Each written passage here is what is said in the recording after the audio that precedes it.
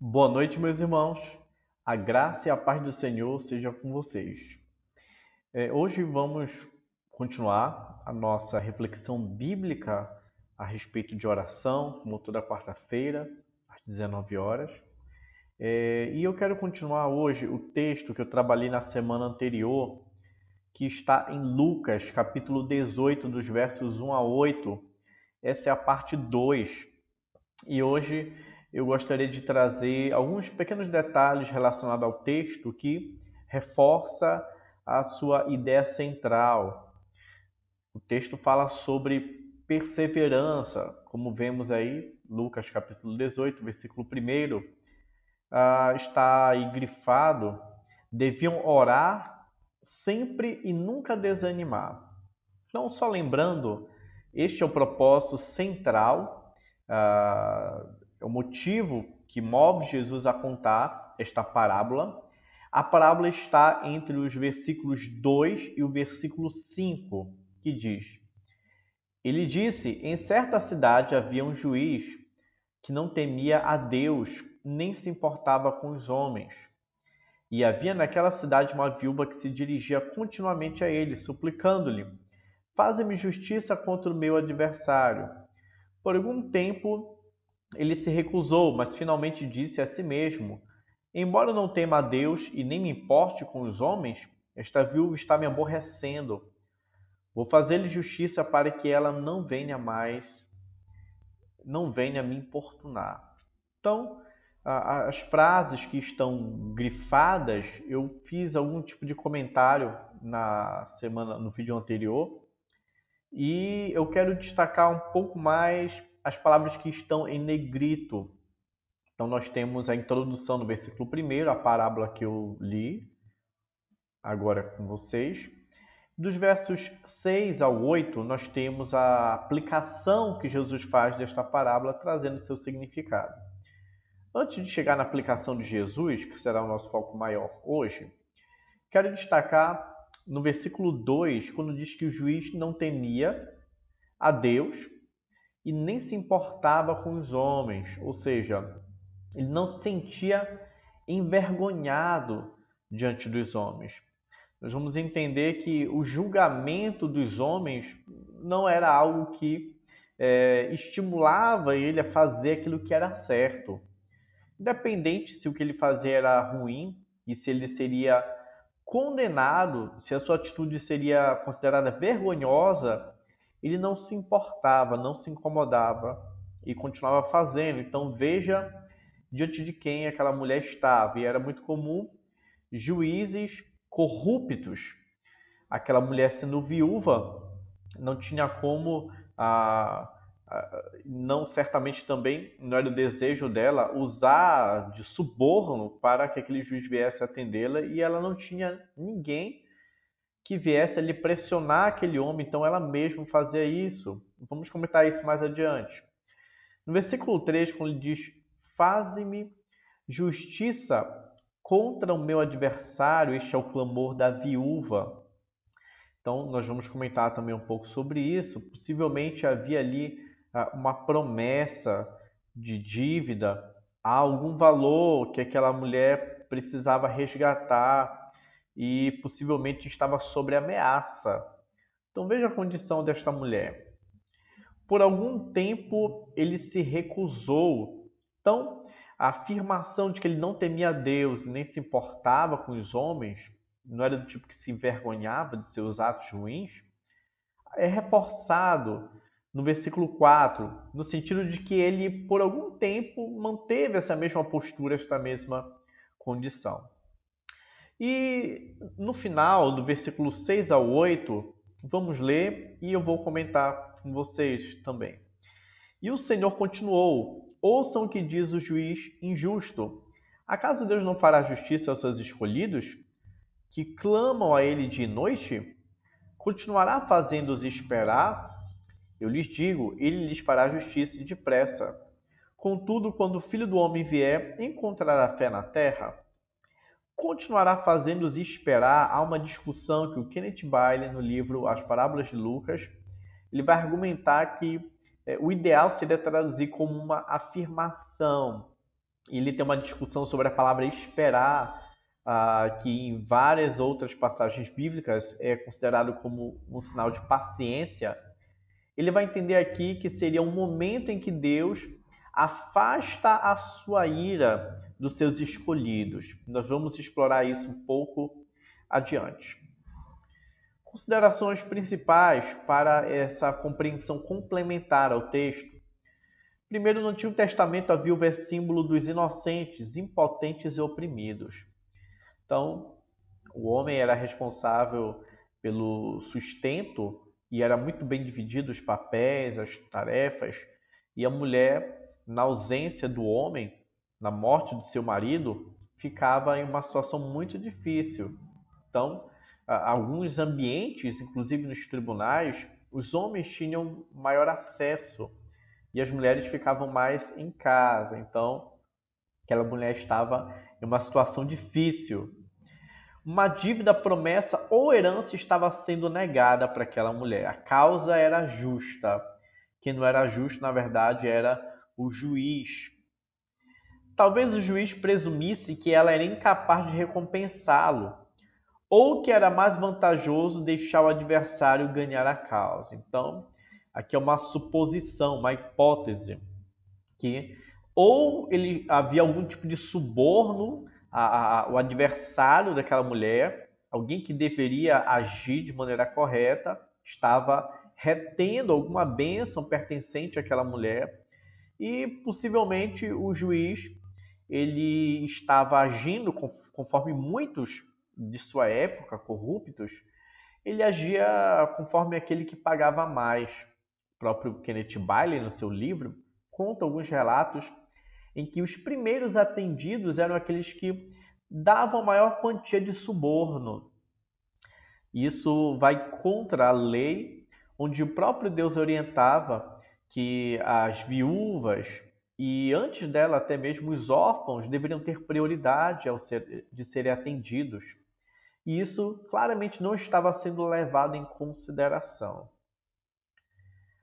Uma viúva no tribunal significava total desamparo, ou seja, não havia um homem, não havia uma pessoa que pudesse ir representar aquela mulher naquele tribunal. Então, era uma atitude que era considerada uma exceção. Quantas pessoas não estão em condição semelhante? Pessoas idosas, pessoas que não têm quem diga algo, quem lute pelas suas causas, então elas mesmas, apesar de frágeis na saúde, apesar de terem que enfrentar situações que não seria o ideal, como aquela mulher, mas pela necessidade acabavam tendo que fazer coisas como esta. Então aquela mulher viúva não tinha uma pessoa para lhe representar e ela se viu obrigada a ir ali ao tribunal, lugar onde algumas vezes havia certa confusão e uma disputa para ver quem seria atendido, e os mais poderosos que subornavam passavam à frente e a prioridade ali não era atendida. Continuar a fazê-los esperar, ou uma outra tradução que a gente Bailey entende que seria melhor traduzido como uma afirmação dizendo: também ele é tardio em irar-se com eles. Então essa espera de Deus representa a sua longanimidade, ou seja, o distanciar da sua ira em relação aos seus escolhidos. E é isso que Deus está dizendo, que ele age com longanimidade para com seus escolhidos. Aquela mulher estava reivindicando justiça, mas quem de nós é capaz de clamar justiça sem que Deus primeiro nos afaste a sua ira? Quem de nós clamará por justiça até aquele grande dia do juízo final, se não for pela fé em Jesus, sabendo que estamos livres da sua ira? Quem de nós clamará para que Deus venha julgar, se não estiver certo de que estará livre somente aqueles que estão em Cristo Jesus? Então, Deus, ele ouviu o clamor daquela mulher e, ao mesmo tempo, aqui Jesus aplica de uma forma mais geral, dizendo que assim Deus trata todos aqueles que são seus escolhidos e clamam a Ele, Ele aparta a sua ira, assim como ele é favorável em ouvir, em responder às orações. Então mostra a graça, a paciência de Deus, o cuidado de Deus para com o seu povo. Ainda que você esteja se sentindo desamparado, ainda que não parece haver saída para aquilo que você tem apresentado diante de Deus, nós vemos aqui que esta viúva estava numa condição muito ruim e muito provavelmente muito pior do que as nossas. Depois de retratar o caráter de Deus, a parábola fecha com uma pergunta a respeito da perseverança na fé. Quando o Filho do Homem vier, encontrará porventura a fé? Jesus estava querendo indagar os seus discípulos e tentando os fazer pensar o seguinte: viram como essa mulher desamparada, clamando a um homem justo, que ela não queria e mesmo que quisesse não poderia subornar, como muitos faziam, mesmo estando no seu direito duplamente, não só pelo que ela reivindicava, mas por ser viúva, ela não foi atendida. Quem sabe ao outro lado ali, o seu adversário estava subornando aquele juiz para que ele não fosse favorável. Mesmo assim, ela insistiu, ela perseverou. E isso foi usado como ilustração para que nós venhamos também perseverar. Mas nós não clamamos a um juiz injusto, clamamos a um Deus que faz justiça.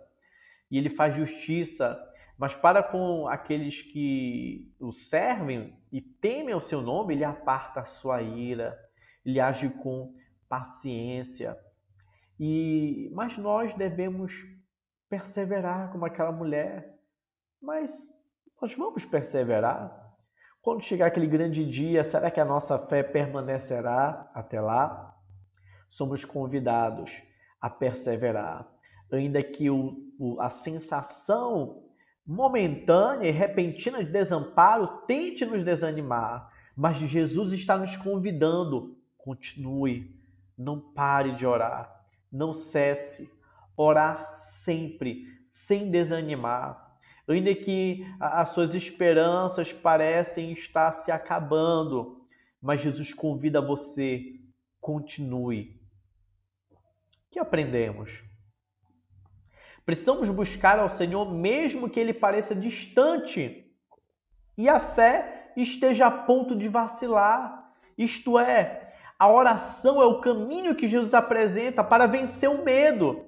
Se você está com uma fé a ponto de vacilar, se você está com uma fé que tem em algum momento fraquejado, se você tem percebido dúvidas no seu coração, Deus está dizendo, mesmo assim, continue orando, continue perseverando, siga o exemplo desta viúva. Nós precisamos buscar o Senhor, mesmo que aos nossos olhos humanos pensamos que algo está demorando a acontecer e algumas pessoas pensam em desistir das suas famílias, desistir de lidar com tal problema, mas devemos orar ao Senhor e dizer: Senhor, nos ajuda, atende a nossa causa, atende, age com justiça, porque Jesus é o nosso Deus, nós cremos nele, aparta a tua ira, age com favor. Devemos ser aplicados em jamais desistir de orar, como aquela mulher foi. Jamais desistir. Não importa o que está acontecendo na tua vida e o que tem te desafiado a continuar orando, as lutas, as adversidades, eu não sei o que tem acontecido, mas continue olhando para o Senhor. Ele é a nossa alegria, Ele é a satisfação da nossa alma, Ele é a maior bênção pelo qual devemos orar e clamar dia após dia. Estar com Ele é revigorante, é renovador. Experimente isso orando, trabalhando seu relacionamento com Deus. Ele não é como um juiz que está distante, ele é um amigo, ele é um pai verdadeiro, ele é o nosso Senhor, nosso Salvador. Podemos clamar pela justiça por causa da fé, que nos livra da ira de Deus. Se não fosse a Deus, Jesus Cristo, ter aplacado a ira do Pai através do sacrifício de si mesmo no Calvário, em nosso lugar, não poderemos jamais reivindicar, não poderemos clamar por justiça, mas podemos crer, confiar que a justiça será feita. Mas sobre nós, que somos também falhos, Deus, ele já nos perdoou os pecados e ele apartará a sua ira de nós. E ele nos chamará: vinde a mim, bendito, vinde para o reino, entra aqui no gozo do teu Senhor. Meus irmãos, que esta palavra seja um combustível espiritual para a tua vida. Agora vamos aplicar o que aprendemos, vamos orar juntos, enquanto igreja do Senhor. Vamos nos unir nesse momento. E desde já quero também pedir a Deus que Ele fortaleça cada um de vocês.